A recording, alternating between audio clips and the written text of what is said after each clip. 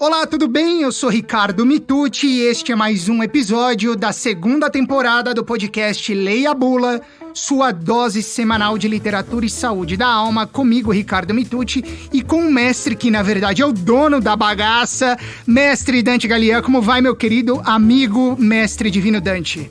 Olá, Ricardo, tudo bem com você? Bem, e você? Tudo ótimo. Vamos aqui para mais um episódio do Leia a Bula. Mais um episódio, hoje o episódio número 19, contando as duas temporadas, mas o episódio número 8 desta segunda temporada, ano novo, 2022, já em funcionamento. E agora, Dante, falando sobre escolhas e decisões. Um tema também relativamente cabeludo, digamos assim, né? Afinal de contas, tomar decisões, fazer escolhas não é nada muito fácil, a gente vai falar sobre isso hoje.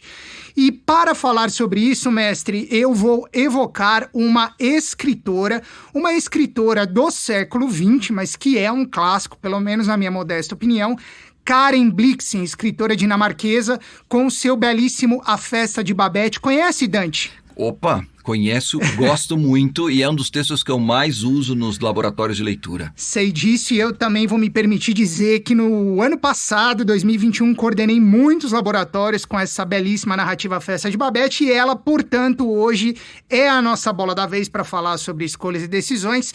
Dante, eu vou ler um excerto, na verdade não é só uma frase hoje, mas é um excertozinho que está no capítulo 11 do conto A Festa de Babette, que é justamente aquela passagem do discurso do general. Eu vou abusar agora do meu norueguês, que não é dos melhores, eu vou pedir perdão a todos que nos ouvem. Dante, você que é poliglota, se for o caso, por favor, me corrija, mas me parece que o nome dele é General Laurent Lovenvielme. É isso mesmo, mestre? Ou também Lovenheim. Lovenheim, tá vendo? É nada melhor do que falar com um poliglota, né? Não que meu norueguês esteja assim muito afiado, né, Ricardo? Tá melhor do que o meu.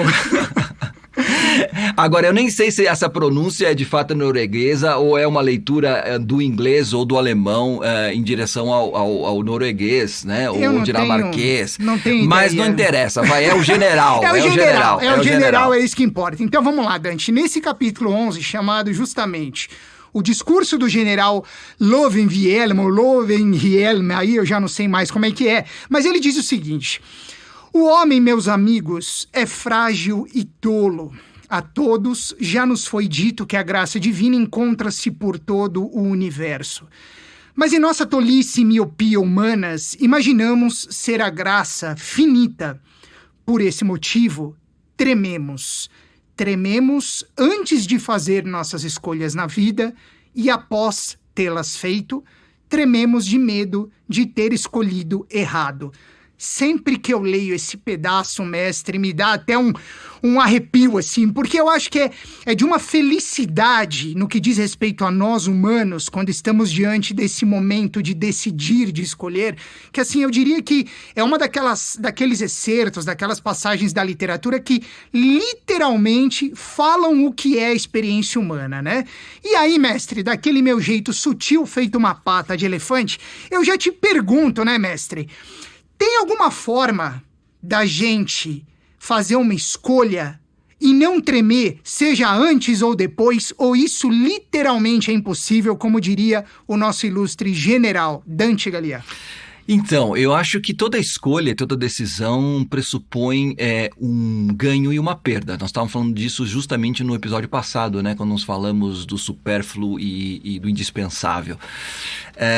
E o problema é que a gente talvez seja educado, ou a gente alimente muito, ou nos alimentem muitas ilusões de que a gente tem que sempre ganhar. Mas todo ganho necessariamente pressupõe uma perda.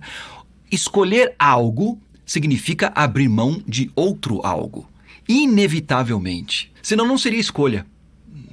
Então, é muito interessante porque no contexto dessa história, aliás, esse conto é um conto belíssimo, né? Inclusive que foi também transposto para o cinema na década de 80, num filme que, inclusive, se não me engano, ganhou o Oscar. Exatamente. De melhor filme estrangeiro, né? Isso A Festa de mesmo. Babette. Isso mesmo. E é um filme muito ligado também a essa questão que está tão na moda hoje em dia, né? Da gastronomia, né? Da questão da comida, da comida afetiva. realmente esse conto, ele é um verdadeiro despertar de sensações, de sentimentos, de afetos a partir da experiência gastronômica. A Babette, ela é uma grande chefe de cozinha, né? E ela acaba preparando, quer dizer, ninguém sabia disso, mas quando ela ganha na loteria, olha aí de novo a loteria aparecendo nas nossas conversas, quando ela ganha na loteria, ela, ao invés de usar o dinheiro para voltar para a França, porque ela é francesa e se refugiou na Noruega, perseguida pela Revolução, aquela coisa toda, ao invés dela fazer isso, ela resolve oferecer um banquete, né? E aí aparece o general dentro desse contexto. Quem que é o general? O general começa a história, ele é um jovem oficial que vai para aquela pequena aldeia onde está a Babette. Na época a Babette ainda não estava por lá, estava o Deão, o pastor, né, de uma pequena comunidade, e suas 2 filhas, o seu braço direito, o seu braço esquerdo, né, que estavam lá nessa comunidade, literalmente no fim do mundo, num fiorde da Noruega lá, quase num círculo polar ártico, né? Berlavok, não é isso, Dante? Berlevag. O meu norueguês sendo esbanjado de novo. E aí, então, uma desses personagens que aparece por lá é justamente esse general, que na verdade na época não era general ainda, era um aspirante ao oficial, porque ele andou aprontando, ele andou causando algumas lá na capital, e a família o manda para casa de uma tia que tinha uma fazenda, tinha um sítio lá perto dessa Bervelag, dessa aldeiazinha. E quando ele chega lá, ele tá super aborrecido, ele tá entediado, um cara que tá, assim, despontando pra vida cheia das baladas, aquela coisa toda, e de repente tem que entrar dentro de uma aldeiazinha, né, um pessoal caipira, assim por diante. No entanto, ele cai perdidamente apaixonado pela uma das filhas do Deão, né, a Martina. E ele fica, assim, não sabe o que fazer, porque na verdade ela é uma carolinha, né? Ela é uma moça assim toda purinha, toda certinha e tal, e ele é aquele cara descolado e tal, né? E ele pensa assim, o que vão pensar de mim se de repente eu fico com essa moça, né? Quer dizer, não tem nada a ver com o meu estilo, fora que é o seguinte, o que vai ser da minha vida se eu me enfiar aqui dentro dessa comunidade, né? Dentro desse grupo de fanáticos e assim por diante. E ele então acaba desistindo. Ele acaba fazendo a escolha dele. Ele vai embora e ele diz para Martina nesse primeiro momento: tem certas coisas na vida que são impossíveis, né? E aí ele vai tocar a vida. Ele acaba se tornando um militar que faz uma carreira brilhante, chega também numa posição de diplomata, frequenta as cortes europeias, restaurantes, festas, enfim, casa, fica rico, enfim, tudo que um homem pode desejar em termos de sucesso, tanto de indispensável quanto de supérfluo. Então ele é um cara bem sucedido na vida e tal, mas, né, já no final da história, depois que acontece toda a questão com a Babette, assim por diante, ele volta para visitar essa velha tia que já está praticamente morrendo e tal. E ele é convidado, ele coincide de estar na aldeia de Bervelag no momento em que vai se comemorar os 100 anos, o centenário do Deão, que já morreu, né, mas que quer, digamos assim, a comunidade quer prestar uma homenagem, e a Babette então aproveita esse momento para oferecer o tal do jantar.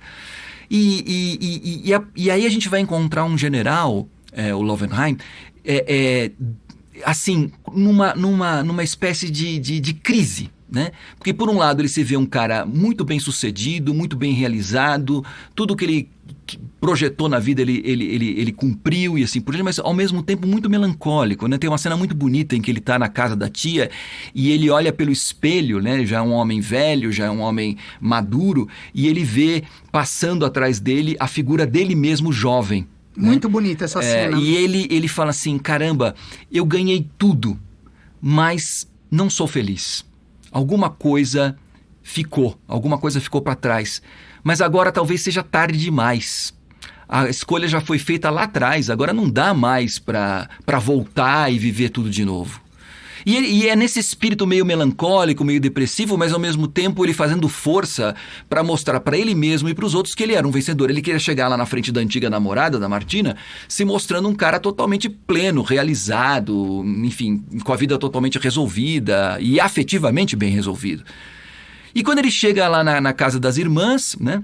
Ele se surpreende porque ele é recebido com aquele banquete da Babette, que era a antiga chefe do Café Anglais, que ele tinha frequentado, né, ao longo da sua vida, né, como sendo nos restaurantes mais famosos, mais importantes da França. E tudo aquilo desarma o general. E de repente a experiência sensitiva, a experiência gustativa que ele tem com o jantar, né, com os vários pratos de entrada, os aperitivos, os vinhos, aquela coisa preparada com todo aquele carinho, com toda aquela sofisticação assim por diante, desperta a alma do general. Ele olha para Martina. Eles já são velhos, né? Já não há mais a possibilidade de começar a vida de novo, mas parece que por causa do banquete de Babette, ele reencontra aquele jovem oficial que ele havia perdido. Né? E é muito bonito, né? Porque justamente ele faz esse discurso logo depois do final do jantar, né? E ele diz assim: como a gente é trouxa.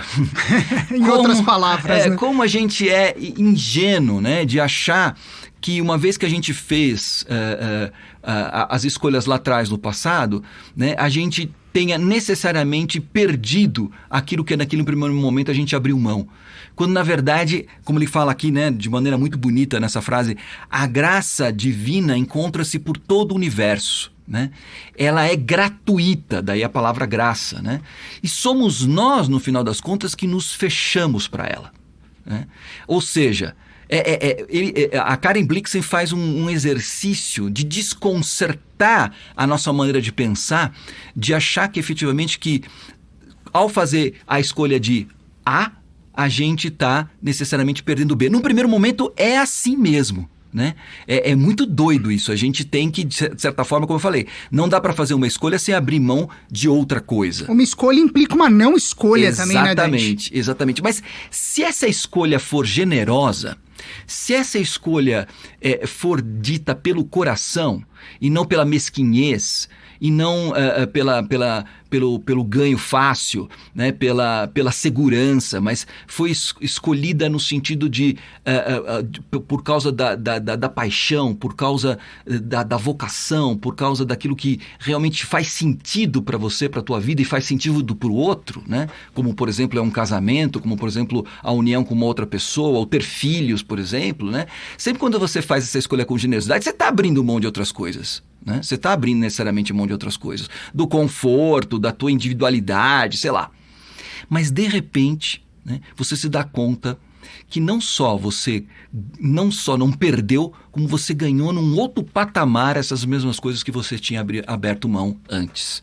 É isso o que o general Lovenheim descobre nesse momento, né? E essa descoberta se dá a partir dessa experiência, digamos assim, epifânica que o banquete da Babette proporciona. Portanto, assim, a gente treme antes de fazer nossas escolhas. É natural, é humano, não tem problema nenhum.